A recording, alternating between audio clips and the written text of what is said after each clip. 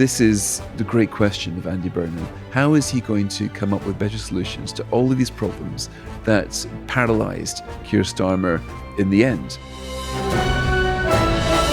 If you look at the Andy Burnham project, he is essentially about uniting the left. He is looking to win over people that have voted Lib Dem at the last election and people that voted Green at the last election, so the progressive left. And so far, the polling bears that out. He is very popular with people in both those categories, and the Green vote has gone down considerably. So this is the kind of policy that might play well with those kind of voters. Yeah, well, of course, the first thing he needs to do is to stop the split in the left. I mean, for a while, it looked as if the right was split between the Tories and Reform, where Keir Starmer had the left all to himself. Now, I always thought that wasn't going to last, especially when you see the new left parties in German politics doing so well. And as it turns out, the issue of Israel and Palestine is the number one wedge issue. It's something which gets people onto the streets in a way that almost no other domestic policy would get people onto the streets. So Andy Burnham has looked on in horror as the Labour vote has genuinely fallen off. Even in the by-elections, we can see this. But now Zach Polanski, his popularity is plummeting quite a lot. We saw a lot of anti-Green tactical voting in the local elections. And we also said Polanski is basically as popular as Nigel Farage. That's where the two of them are. Andy Burnham right now is up there with Kemi Badenoch in terms of popularity. Both of them are not very much in the positive territory, but they now are. Now, this is a sort of thing which really does bite on domestic policy and domestic agenda. So you can see that Andy Burnham is wanting to close down this exposure he's got and hopefully reunite the left in a way that Kemi Badenoch would love to reunite the right.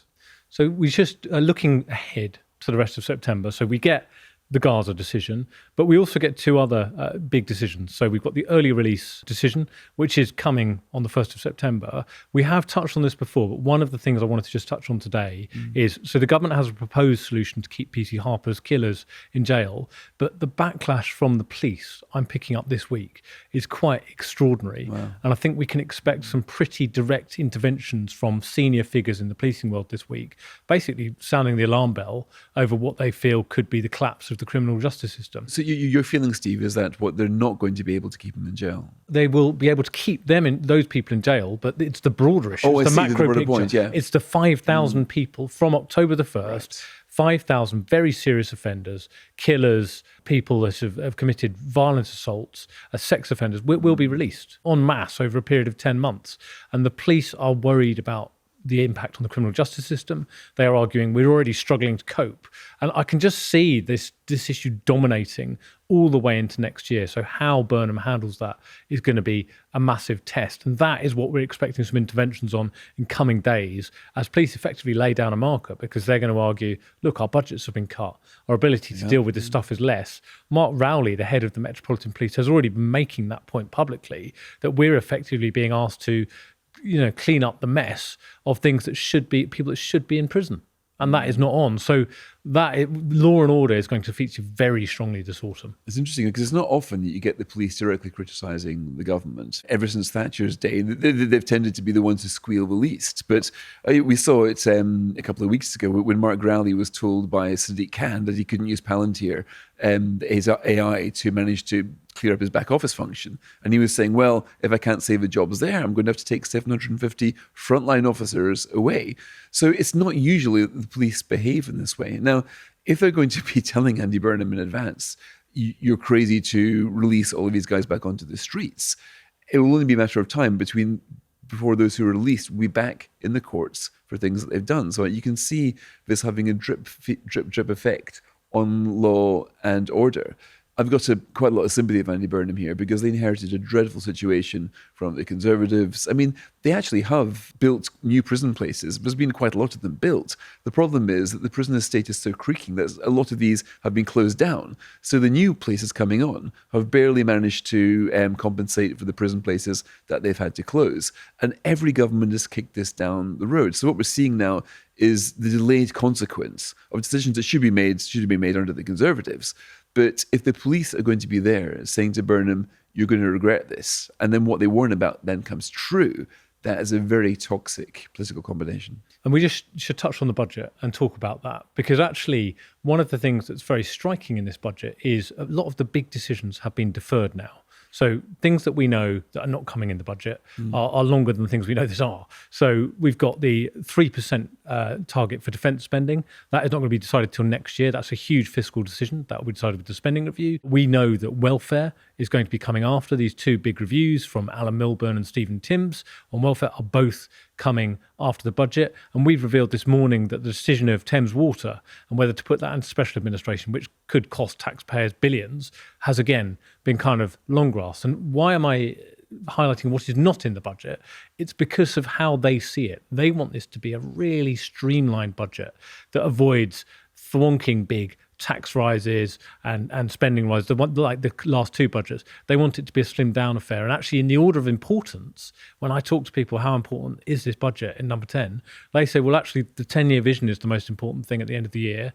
And the budget, they get that the risks involved and they're not underestimating it. But politically, I think they're trying to make it as small a fiscal event as possible.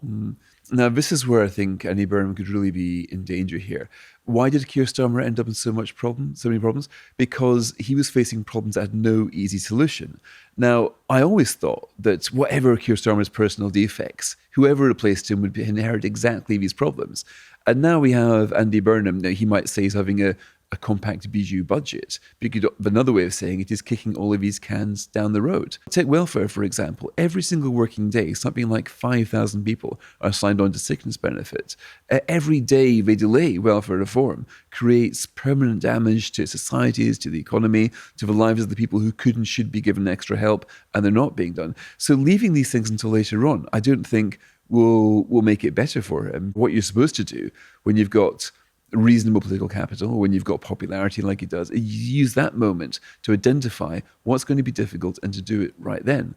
Now, I can see, of course, why he doesn't want to do tax rises, but this is the great question of Andy Burnham. How is he going to come up with better solutions to all of these problems that basically paralysed Keir Starmer in the end? Will he have to wait until a crisis forces his hand somehow?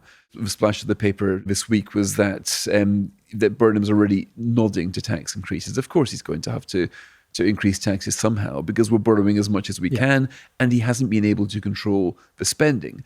And if he isn't going to come up with painful devices to control the spending now, that problem will just become more acute. So, and also the 10-year plan. I mean, I don't know how many 10-year plans we've had from prime ministers who didn't last 2 years. I was trying to count them the other day. I mean, there have been probably 10-year plans over the last few years. Yeah. Liz Truss didn't quite get around to publishing one, but, Boris Johnson, I think, had 6 or 7 10-year plans. I'm not sure that yet another prime minister issuing a 10-year plan is going to have the impact that he wants.